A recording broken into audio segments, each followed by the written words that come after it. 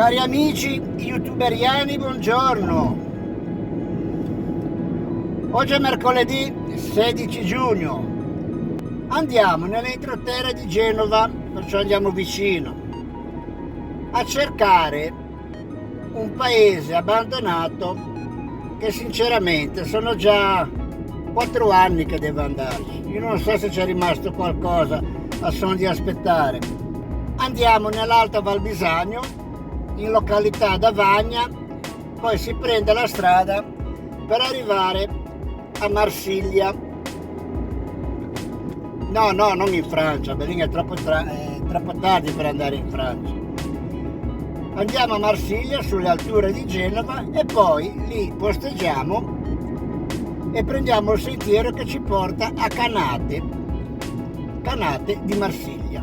Più o meno il sentiero a percorrerlo ci vorrà da un'ora e mezza, non è molto lungo, dipende un po' il passo che si tiene.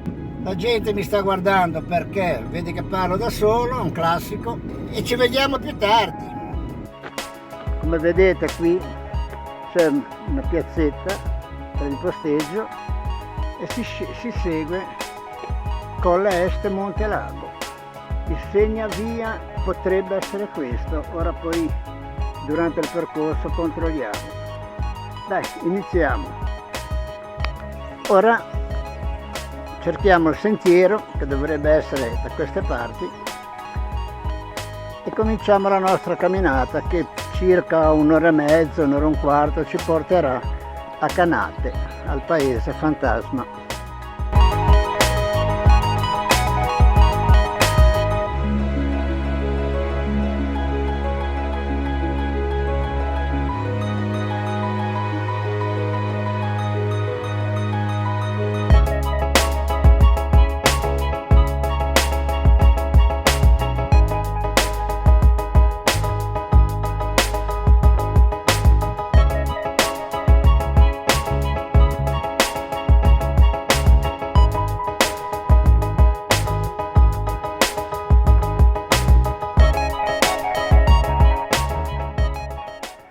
Dunque, attraversato tutto il paese, arriviamo in questo punto dove c'è quella lapide per ricordare i caduti di Marsiglia.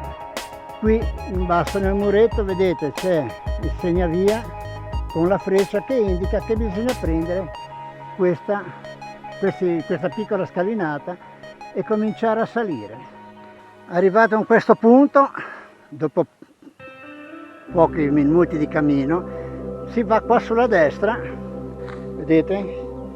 Qui sulla pietra c'è il segnale e qui sull'albero c'è l'altro segnale. Ora bisogna scendere a livello del torrente.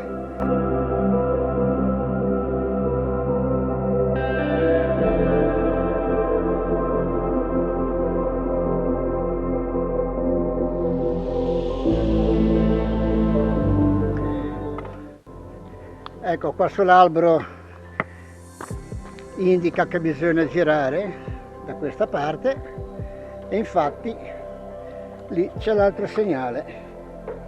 Il sentiero non è bellissimo, ce lo dobbiamo guadagnare tutto, questo villaggio abbandonato.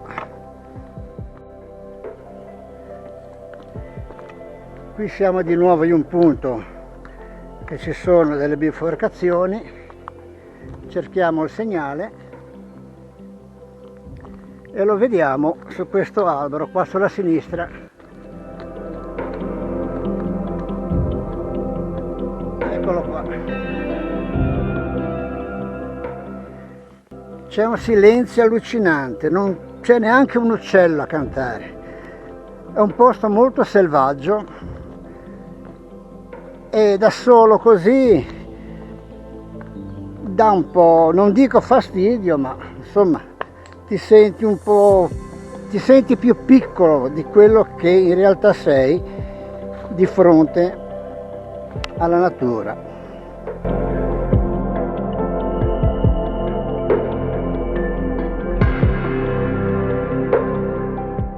Ora attraversiamo questo ponticello sul torrente, praticamente asciutto.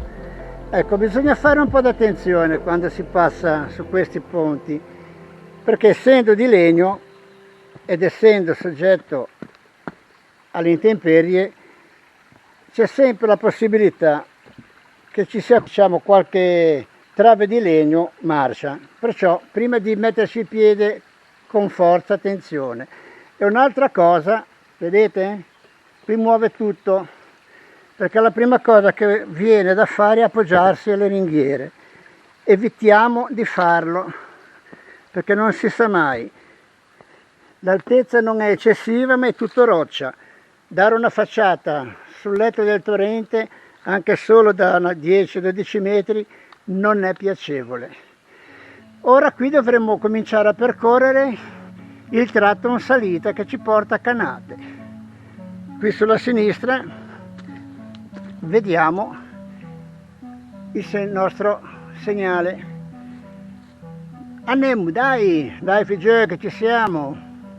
Dopo aver attraversato il torrente, invece di girare a sinistra, come sembrerebbe più logico anche dalle indicazioni dell'app, è meglio girare a destra, fare un breve tratto più in alto, perché girando a sinistra si arriva su un percorso dove sparisce il sentiero che è bloccato, perciò rimane difficile continuare ed è rischioso, mentre all'altro modo si passa sopra e si ritorna sul sentiero regolare. Sinceramente stavo per tornare indietro perché non volevo rischiare. Poi ho visto questo sentiero qua che passava alto e ho provato e l'applicazione mi ha rimesso sulla strada giusta. Prima di demordere, mamma mia che fiatone.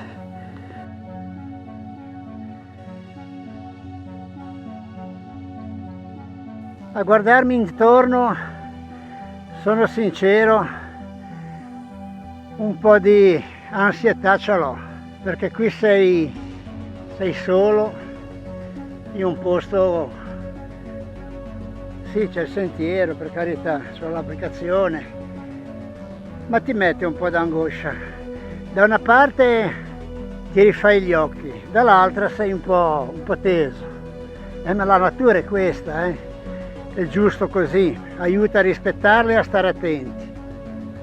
L'importante è che non si metta a piovere, perché lassù ci sono delle brutte nuvole.